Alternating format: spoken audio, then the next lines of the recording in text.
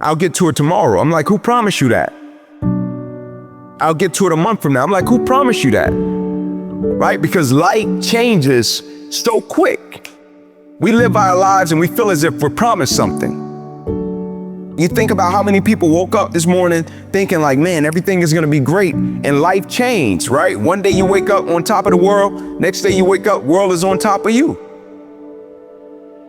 There's a time for everything, and for everything you reap, there will you sow. There's a time to kill, there's a time to live, there's a time to plant, there's a time to gather. All you ever have, all that you can ever experience is intrinsically linked with the present moment. It's inseparable from the present moment. Your entire life unfolds in and as the present moment. That's all there ever is. I am completely driven by gratitude.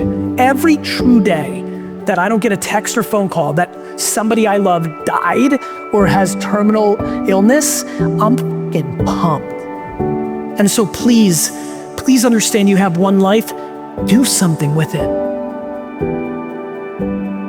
Listen to me, you're running out of time. You don't know how much time you have. You keep telling yourself you got time and watch what happens. Now, I'm gonna say it again. You are running out of time. Morgan Housel's got this gorgeous story. He talks about how when him and his wife first got together before they were married, I think they were 23, 24, living in New York. They had no kids, no dependents. And he looks back and he said to his wife, oh, that really was living, wasn't it? That really was the golden years. Yeah, it's just so amazing. We used to lie in on a Sunday and we could go for lunch and do all the rest of it. His wife said, you were miserable. You hated it. You hated all of those things. And Morgan's realization was, in hindsight, you're able to see that the fears that captured you at the time were not worth having. But at the time, you have no certainty that those aren't salient. So what you see in retrospect is how you should have felt had you known what was going to occur. The golden years seem to never happen in the present. It only seems to exist in hindsight. Yeah. Man, my grandmother died at 93, and a month later, my other grandmother died at 90. I didn't realize how quick life was. I'm like, yo, my grandmother was 93. I spent 51 years with both of them. They're gone. It's over. I will never be able to talk to my grandmother again. And I'm next. So because life is short, I don't have time to focus on what's not. I've got to focus on what is, then get up and go do it. At the end of the day, and you realize that what is life but to capture and bottle the good moments when you can get them, to really stop and to really enjoy those moments, because regret is a powerful thing. Truly, the gifts that have been given to me by starting at a young age, doing what I love, to be able to travel the world, make music that I love, to meet people from all over the world in all walks of life. But the thing that it took from me was a little bit of the slowness of the growth.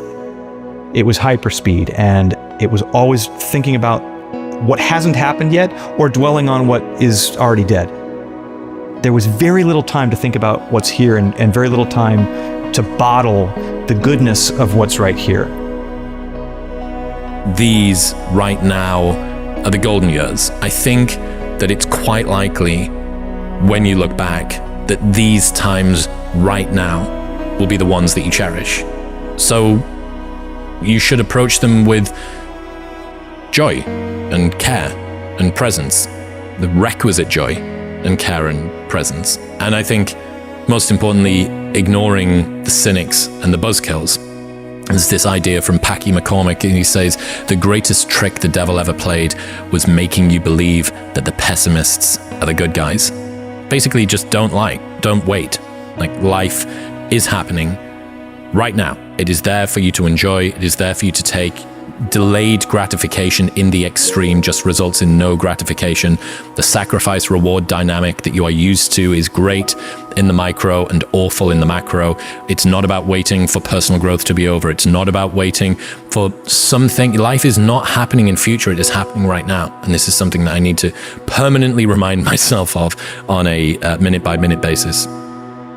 If you go to a nursing home, you will find multiple people that will talk to you about regrets in a way that will pierce your soul in a way that you've never felt before, because they're actually in that place where time has run out. And it will make you go back home and start cooking for the first time, starting a video, running. Like, you'll start doing shit that you've been pondering for the last decade after 1 hour of giving back. See, the greatest lie that you have believed far too long is that you have time, that there is a tomorrow, that you can drag your feet and you can crawl. You can't crawl towards some dreams. You can't walk towards some dreams. Some dreams you gotta run toward. You gotta run, baby. Run like there's no tomorrow. Run like you know you deserve it. Run like you know that there is nobody else that can attain it. You've got this great line where you say so many people are obsessed with how to live longer instead of how to live better. Yeah. How do you come to think about that? I'm for it. The longevity. I'm for it. But in the pursuit of it, are we measuring quality of life along the way? Some people aren't. And I personally don't want to have the highest number, but then go, oh, that wasn't any fun, or I didn't enjoy that, or that sucked. I'm just trying to remind everyone that, just like in business, when I say success without the profit, we have plenty of people that succeed. If you got the most money, the most toys, you succeed. And we talked about those people earlier that have, at the end of the day, have problems with relationships, or they can't sleep, whatever. They didn't profit. They're not profiting with their success. Profit measures quality with the quantity. So I'm saying real success is when you have profit. Well, really great longevity would be for those quality years. Quality time left in this life. They say time is what we want most, but what we use worst. And I'm just here to tell somebody, get that urgency back. Somebody step back into the place of action. Somebody step back into the place of faith and determination. Somebody get back into that space, that mindset, that mentality that says tomorrow is not promised. That just because somebody else lived to see 70 doesn't mean I'm gonna live to see 70. And so every single day of my life, I'm gonna give it everything I have. I'm gonna love like there's no tomorrow. I'm going to forgive like there's no tomorrow. I'm gonna let go. I'm going to perform. I'm going to forgive. I'm going to love. I'm gonna try again like there is no tomorrow. Like this is my only opportunity. At some point, you have to get off the hamster wheel of production.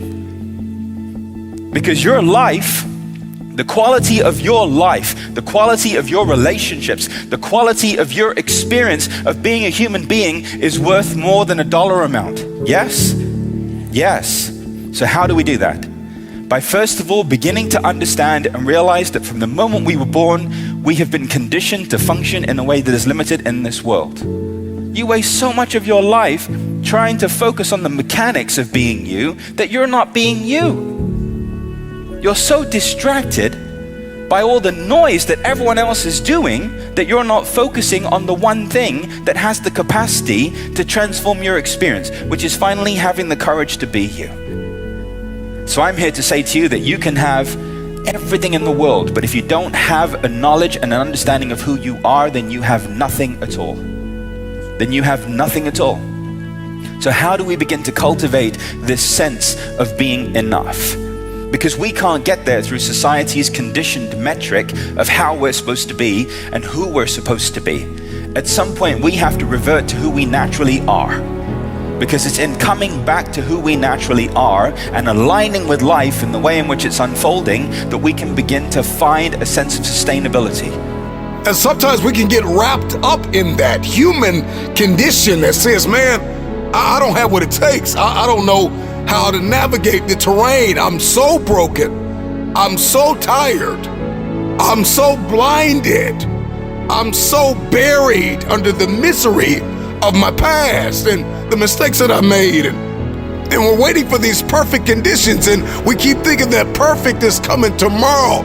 And so number one, stop waiting until the conditions are perfect. If you're gonna step into the power of the present, if you're gonna seize the opportunity, then one of the things you're going to have to stop doing is overthinking. You're not going to feel the process all the time. You're not going to see it. Some days you're not going to want to write about it. You're not going to want to talk about it. You're not going to want to think about it. You're going to have migraines thinking about the sacrifices that are required to get to this next level, but just don't stop. I'm living like it's my last. I'm putting it all on the table. I'm giving this thing everything I had. Like I know there is no tomorrow. There is no tomorrow. Tomorrow, a mystical land where 99% of all human productivity, motivation, and achievement is stored. Doing is the only option. If you're sitting and watching this man right now and you want to be like him, there's only one way to do it. You've got to do it. Like there's no pondering, there's no thinking, there's no tomorrow. The common feeling that your life has not begun. For the time being, one is doing this or that, but there is always the fantasy that your present reality is a mere prelude to some idyllic future. This idyll is a mirage that will fade as you approach, revealing that the prelude you rushed through was in fact the one to your death. The idea that one day life's duties will be out of the way and that you can finally start doing the thing you want and living your life fully is a myth. Your entire life unfolds in and as the present moment. When the future comes, when tomorrow comes, it won't be tomorrow anymore. It will be the now. There was a British pub in London. They had a sign on the bar that says, "Free beer tomorrow." And of course, tomorrow never comes. So the past is gone. It's only kept alive as this thing we have memory. And the future is our imagination. Tomorrow never comes. It's always tomorrow. What we have, meanwhile, is today, is this moment. Go after it. Go after it while you can, because tomorrow is not promised. And I think the key is recognizing that each moment is what matters. Today is all there is, right? There is no tomorrow. There's no next year. Enjoy today for whatever is in front of you.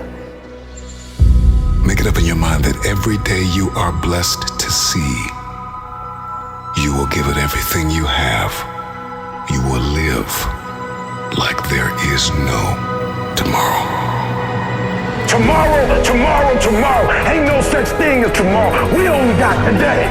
150,000 people die every day. Tomorrow is not promised. So if I'm not going after it, then I'm going to die incomplete. Just because somebody else lived to see 70 doesn't mean I'm going to live to see 70. You got to get fueled on the inside and say, now is the time. There is no perfect moment. Now is the only perfect moment you need. This is my only opportunity. There is no tomorrow. You have one life. And the most scary thing for me in the world is the look of regret on somebody who's over 80 years old. You got one life to live. The scariest thing in the world is when I meet somebody over 80 years old and they have regret because time is really close to running out and there's not a lot more they can do. To me, you only have one life. The scariest thing to me, more than like being broke for a little bit, is like living a life that you don't want to live. We're all privileged in a sense because we all get one life and then we get given different gifts. And it's not better, worse, or the same. It's just different. Look, as best we know it, we have one life. In it, you have to trust your own voice, your own ideas, your honesty, your vulnerability. And through this, you will find your way. You do not have to be fearless. Just don't let fear stop you. I will never wish for fewer epic stories at the end of my life. And I've never regretted failures. I've always regretted things that I didn't try. Like, life is happening right now. It's not about waiting for personal growth to be over. It's not about waiting for something. Life is not happening in future. It is happening right now. And this is something that I need to permanently remind myself of. You got one life to live. Rain, sleep, or snow. The time is now. The question is, why are you here? And what are you going to do about it? The nightmare is to reach our 60s, our 70s, our 80s, or even our deathbed, and to talk about everything we should have done. We talk about all the things we wanted to do, but never got it done. That's the nightmare. One life, one at bat, one time, I just don't want to see that regret in my eyes that I see in so many. Straight up, for 90% of you, this is the greatest year of your life right now. That's just the truth. These right now are the golden years. I think that it's quite likely when you look back that these times right now will be the ones that you cherish. Everything that happened yesterday back means nothing. The biggest reason most humans in here will not be happier tomorrow is you will spend tomorrow talking about something that happened 4 years ago, 7 years ago. Your mom did this, your brother stole this money. You have one life. One chance at this world. We all have 2 lives. The second begins when you realize you only have one.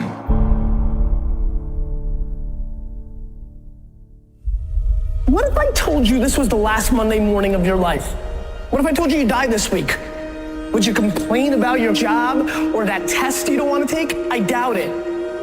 I just don't get the mentality of being head down sad on a Monday morning. Take a step back, recognize that you can attack the world in a totally different way, and think about how awesome it actually is. I heard somebody tell me they're not a morning person. What kind of foolishness is that? You're not a what? What does that mean exactly? You're not a morning person. If I got to get up early in the morning and get the money, I'm a morning person. What matters is just being present for the thing. If you're doing something that you want to do and you're fully there for it, it's the only thing that matters. What's happening in front of you is literally has all the meaning in the world. Make the best of it. We can be the happiest and the most grateful we've ever been while we are going through the most difficult, painful, scary time in our lives. You're going, this sucks, but I'm gonna make the best of it. How do you start your day? Now, for real, I really want you to think about that. How do you start your day? Because here's what I believe. I believe that if you start your day right, you can end your day right. Once you leave your beautiful house, the war starts. So in the morning time, what I'm doing is I'm building my armor. It gets broken every night. I build the armor because now I know there's gonna be some disappointments along the way every day. Yeah. So that's life. If you wake up in the morning and you're breathing, and you're standing in front of that mirror, and you have survived the stuff you have survived, and you are still waking up and trying to do better, that's a win. What's your morning routine like? Because your journey to greatness all starts with the first decision you make in the daylight. If I get up early, if I have time to myself to have a little routine, I've almost got this resilient bubble around me. For me, redefining what is a perfect day and living as many of those days in a row as I possibly can, to me, that's winning. The greatest gift you have as a human is choice. You control whether you get up and drive forward or not. Do you wake up in the morning and love your life? Take the time to enjoy taking deep breaths and looking at sunrises and seeing the beauty of life all around you and go, oh, life can be really beautiful. It can be really good. Who feels good?